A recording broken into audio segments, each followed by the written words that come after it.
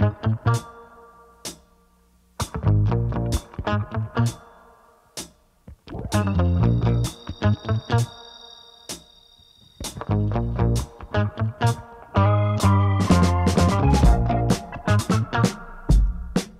est bon? On est bon. Allez, on y va. Bonjour à toutes, bonjour à tous, bienvenue, c'est un nouveau numéro d'Ils font l'actu, je suis ravi de vous retrouver sur ce plateau, vous êtes de plus en plus nombreux, c'est formidable, merci encore pour ce soutien. Aujourd'hui, on va s'adresser à plus de 2,7 millions de personnes. Ce qu'on va dire concerne une toute nouvelle frange de la population. On est très heureux puisqu'aujourd'hui on parle auto-entrepreneur, mais on parle surtout d'un outil assez révolutionnaire pour encadrer tout ça. Celle qui fait l'actu aujourd'hui avec moi sur le plateau, c'est Audrey Lagerqvist, qui est une des patronnes du portail auto-entrepreneur.fr. Bonjour Audrey. Bonjour Olivier. Bienvenue à la maison. Eh ben, merci de m'inviter chez vous. Je suis ravi de vous avoir sur le plateau. Vous êtes rayonnante, un joli sourire comme ça fait toujours plaisir. Audrey, juste avant de parler du portail, je voudrais que, allez, vous vous présentiez aux gens et surtout que vous nous disiez quelle femme êtes-vous? Ah, j'ai toujours un peu de difficulté à parler de moi, mais j'ai toujours été animée par l'entrepreneuriat. Ouais. Mais pour moi, ça me semblait parfaitement inaccessible. Quand j'étais jeune, je viens d'un milieu ultra modeste, pas du tout entourée d'auto-entrepreneurs ou d'entrepreneurs en général. Et donc, c'est un petit peu ce qui me définit, c'est de rendre l'entrepreneuriat accessible. Ça a toujours été… voilà, c'est votre petite flamme à vous. Voilà, exactement. C'est ce qui m'anime et c'est ce que j'ai en commun avec Portail Auto-Entrepreneur. L'auto-entrepreneuriat, puisqu'on va parler de ça, aujourd'hui, j'ai dit 2,7 millions, c'est ce que j'ai lu moi, mais est-ce que vous avez quelques grands chiffres qui pourraient définir un peu ce marché? Oui. Alors, en 2023, il y a eu 650 000 auto-entreprises créées. Ouais. C'est 60% des entreprises qui sont créées en France le sont sous le format auto-entrepreneur. C'est un statut qui est en pleine croissance, ouais. Parce que y a bien évidemment une révolution sociale dans le modèle de travail actuel. La Covid a beaucoup œuvré dans la façon dont on travaille aujourd'hui et donc l'auto-entrepreneuriat attire. Et nous, on a accompagné 500 000 auto-entrepreneurs depuis 10 ans. Eh bien, bravo. Ça en fait. Ça en fait. On en est très fiers. Oui, mais j'imagine, oui. Alors, je disais tout à l'heure, au-delà de ce fameux statut auto-entrepreneur, on va parler surtout d'un outil aujourd'hui. C'est en 2 volets. Hein. Oui. Expliquez-nous comment ça fonctionne un peu. Alors, c'est en 2 parties. On a une partie formalité avec une équipe qui s'occupe vraiment de créer, modifier, cesser les entreprises des clients qui nous rejoignent. Et puis, on a aussi un outil de gestion et de facturation qui, lui, va permettre à tout auto-entrepreneur de faire toutes ses tâches du quotidien, faire des factures, faire des devis, gérer ses tâches. C'est vraiment un hub. Il faut considérer Portail comme vraiment un espace dans lequel on rentre et on peut faire tout ce qu'on veut. On peut gérer toute la vie de son auto-entreprise. Alors, on le voit à votre enthousiasme. Ce n'est pas qu'un outil. Et d'ailleurs, moi je le dis souvent, il ne faut pas se réfugier constamment derrière les outils. Tout ça, c'est aussi beaucoup d'humains. Et moi, il y a une notion que j'aimerais bien aborder avec vous, c'est que dans l'auto-entrepreneuriat, il y a entrepreneuriat. Et dans la mentalité française, eh bien, c'est un truc qui fait un peu peur. C'est-à-dire qu'on a un peu peur de se lancer, de sauter dans le grand bain, d'y aller. L'outil, il est aussi là pour rassurer, c'est ça? Oui, exactement. En fait, l'entrepreneuriat, c'est un milieu qui s'est énormément digitalisé. On utilise les outils digitaux pour simplifier énormément. Donc, c'est super. Par contre, nous, ce qu'on a vraiment voulu faire chez Portail, c'est y apporter une couche d'humain pour répondre, comme vous l'avez dit, aux peurs des auto-entrepreneurs. Qui sont légitimes d'ailleurs. Les doutes, les questions qu'on a. Dans la vie de l'entrepreneur, on a des milliers de questions qui peuvent apparaître à tout moment de la vie de l'entreprise et des peurs. Et le meilleur moyen de répondre à ça, c'est d'avoir en face un humain qui est capable de répondre à vos questions, de vous rassurer. C'est vraiment le meilleur palliatif. Et donc, dans tous nos services, il y a toujours une dimension d'assistance avec la possibilité d'appeler un humain à n'importe quel moment de la journée et d'avoir une réponse à ces questions. Alors, parlons de ces gens-là, justement, qui décrochent le téléphone ou qui répondent aux sollicitations.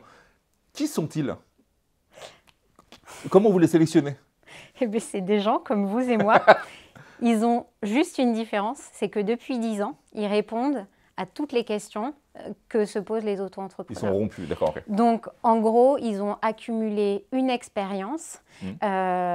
Aujourd'hui, on a vraiment une base de connaissances très profonde. Je pense même que parfois, on a des réponses que même l'administration n'apporte pas.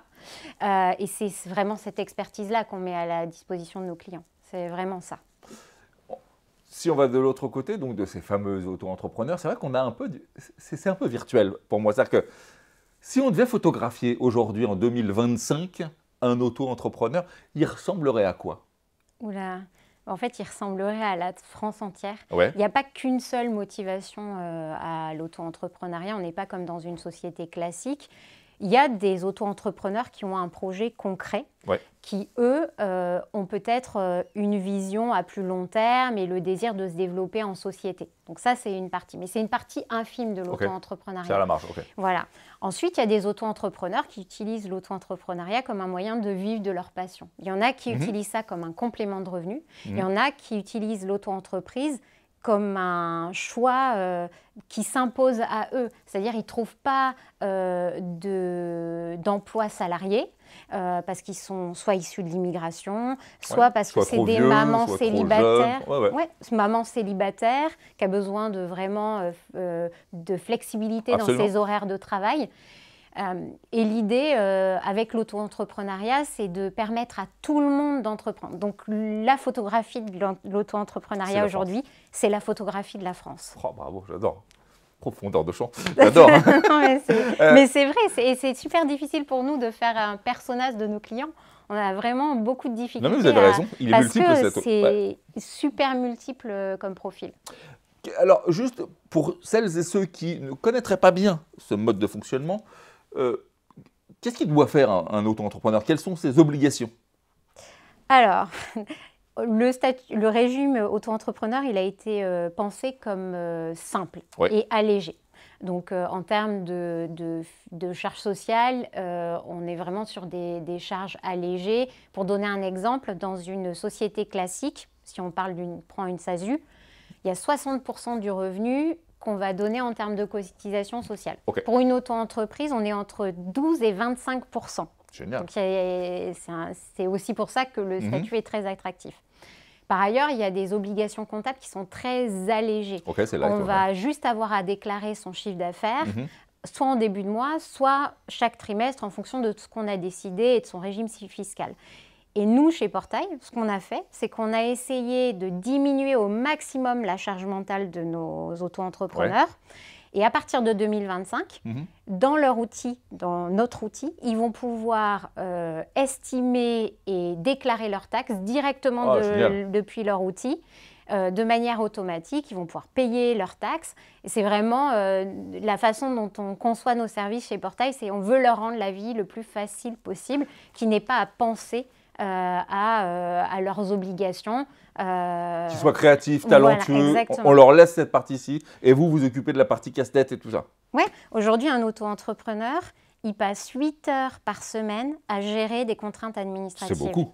C'est beaucoup et c'est ce qu'on essaye de minimiser au maximum pour qu'ils se concentrent sur leur métier.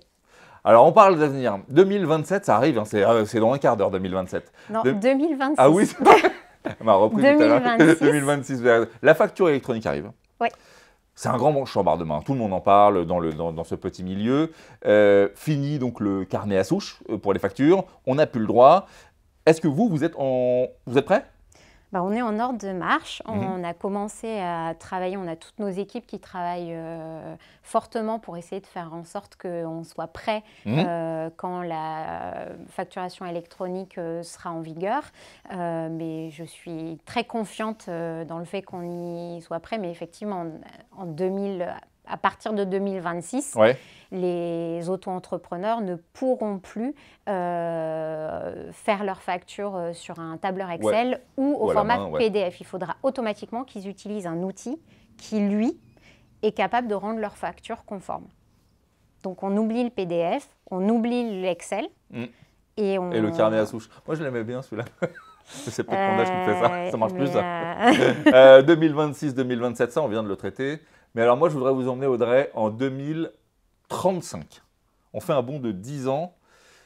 Qu'est-ce qui va se passer pour vous et votre portail? Déjà, comment vous voyez les choses?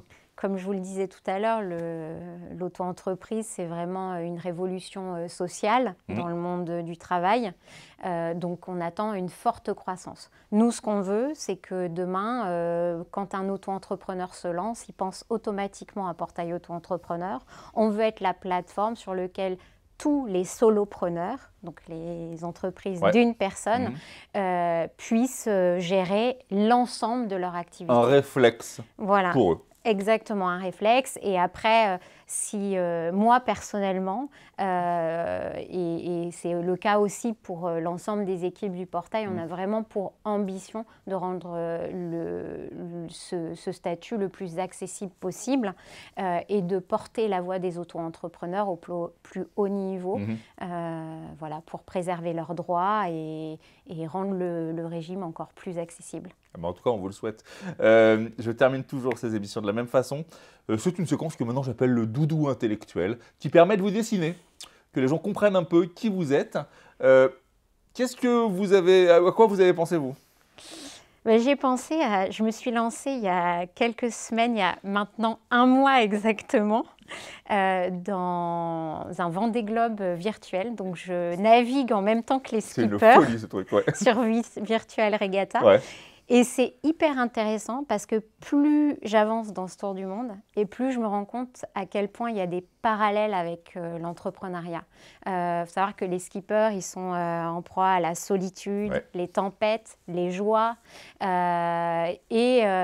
Tout ça me fait beaucoup réfléchir sur la vulnérabilité et la résilience. Savoir que c'est impossible de prévoir ce que va être demain. On ne peut pas garantir à nos clients que leur entreprise demain va fonctionner. Le gros temps qui peut arriver quelque part. Mais par contre, on est là pour les accompagner dans cette vulnérabilité et pour en faire une force. Bravo. Voilà. On va mettre à nos amis qui nous regardent, et particulièrement si vous nous regardez, que vous voulez devenir auto-entrepreneur, ça va vous intéresser, on va vous mettre toutes les coordonnées d'Audrey autour de cette vidéo. Merci beaucoup Audrey d'avoir passé ce bon moment avec nous. C'était Audrey Lagerkvist, une des patronnes du portail auto-entrepreneur.fr. Merci beaucoup Audrey.